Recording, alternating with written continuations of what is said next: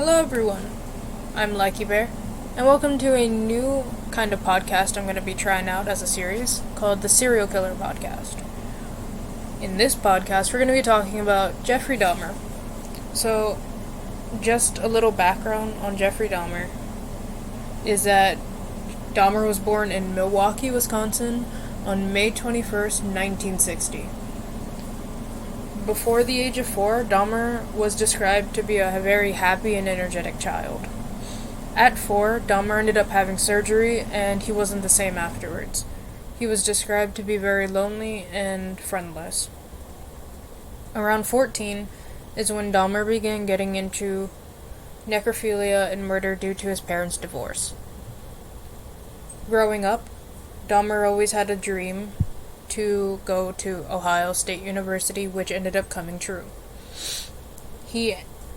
After a while, he ended up dropping out of Ohio State due to his alcohol usage and his problems. His newly remarried dad ended up talking him into enlisting into the army. So that's what he ended up doing. Dahmer joined the army to later be discharged in 1981 due to drinking problems. A little bit more in the background, Jeffrey Dahmer was a convicted killer and sex offender. He killed 17 males between 1978 to 1991. At a young age, Dahmer was interested in collecting dead insect carcasses. Around middle school is whenever Dahmer found out he was interested in males and wanted more than sexual relations with them. Within 13 years, Dahmer would lure men at gay bars, malls, bus stops, anywhere where he could basically point out that was a gay male. He wanted, basically, to lure him back to his apartment. At his apartment, he would offer them alcohol, and of course they would agree. So the alcohol he ended up giving them was laced with drugs, and while the drugs and the alcohol were kicking in together, he ended up strangling his victims to death. After successfully strangling his victims, he would engage with sexual acts with the dead bodies. After, he would dismember the bodies in his attempt to try and dispose of them. But Dahmer would keep some of the skulls, genitals, and some of the organs from his victims as souvenirs. There were even times where Dahmer would eat his victims' organs in order to feel a lot closer to his victims. Dahmer was captured in 1991 and was sentenced to 16 life terms in prison. A fellow inmate named Christopher Scaver killed Dahmer in 1994 due to all the rumors going around and all of the talk around the prison talking about what Dahmer did to all the males. Scaver ended up getting very upset, and he ended up just killing him off. He wasn't going to let Dahmer live to even try and see the next day after the day he killed them. So, basically, Dahmer was a pretty intense dude. Although, yes, he is my favorite serial killer, just because I not learning about it, but it's really interesting hearing about all the things that Dahmer ended up doing and how confident he was in doing that.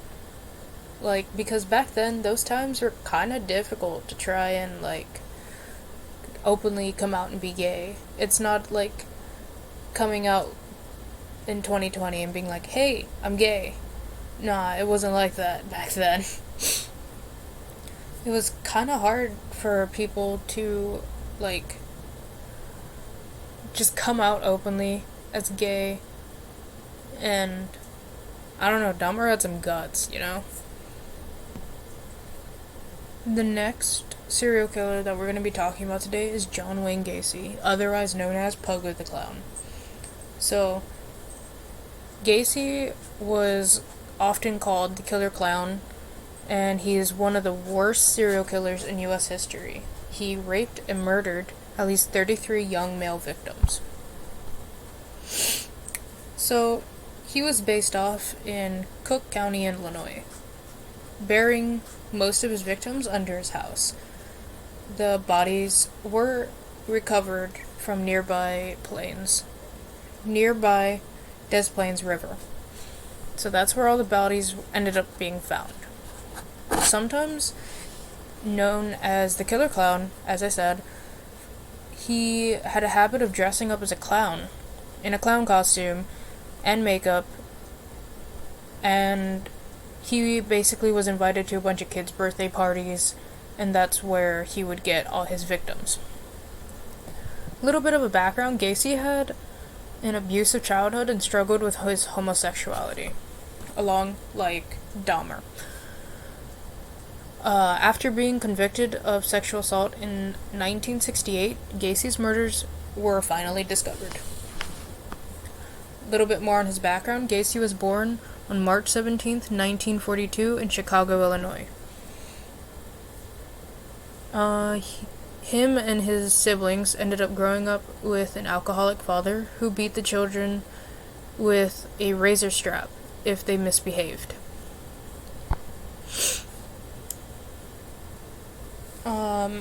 Gacy's sister, Karen, would later say that the siblings ended up learning how to tough out all the beatings and that Gacy wouldn't end up crying anymore. Gacy suffered further and he ended up suffering more at school, unable to play with children due to his heart condition by his father. And then at an early age, he ended up realizing that he was attracted to men and experienced great turmoil over his sexuality. So a little bit about his career, wife, and kids. Gacy worked as a fast food chain manager during the 1960s and became a self-made building contractor and Democratic captain in the Chicago suburbs in 1970.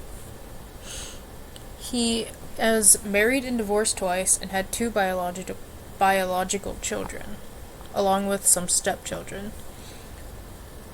Gacy was a member of the Chicago area Jolly Joker.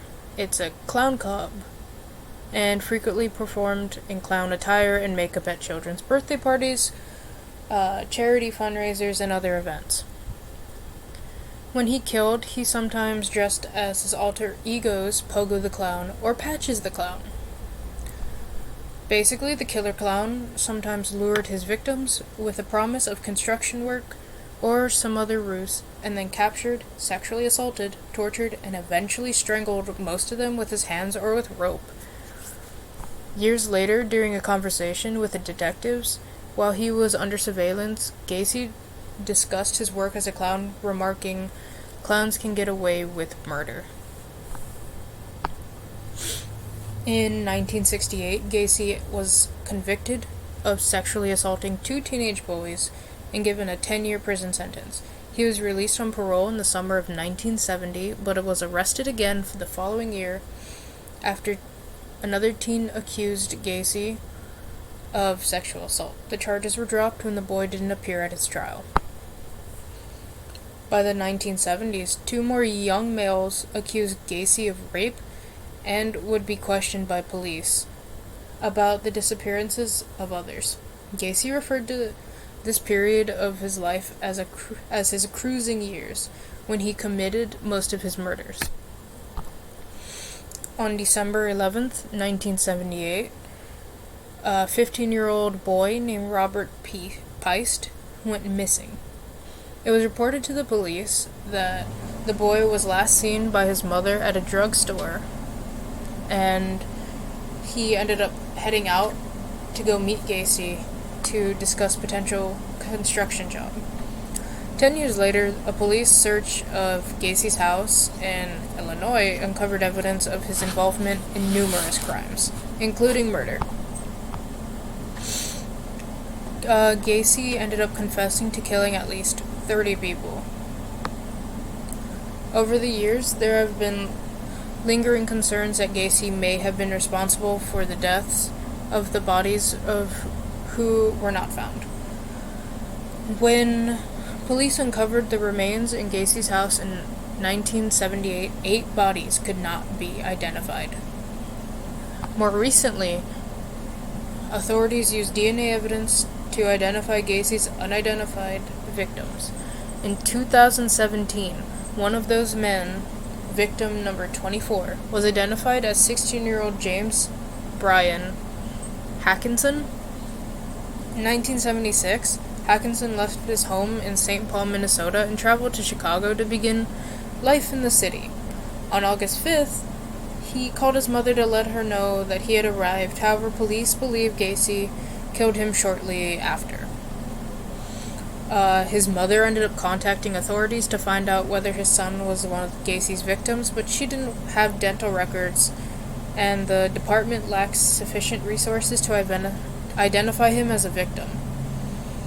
His mother ended up dying in the early 2000s, but the other family members provided DNA samples in 2017, and they were able to find out that it was an immediate match to victim number 24. So that's just a little about basically Pogo the Clown, Gacy. A little bit more about his trial. His trial began February 6, 1980, when he confessed to all the crimes that he did.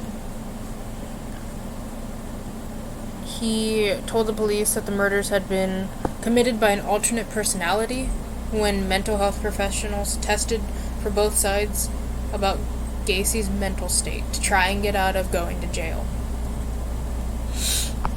After a short jury, Gacy was ultimately found guilty of committing 33 murders, and he became known as one of the most ruthless serial killers in the U.S. history.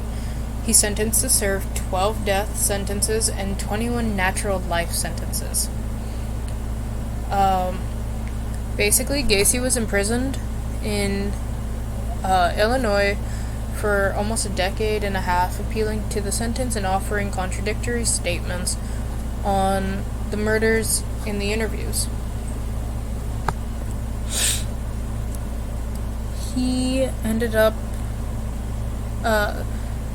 although he did confess, Gacy later denied being guilty of the charges and had a 900 telephone number set up with a 12-minute record statement declaring his innocence.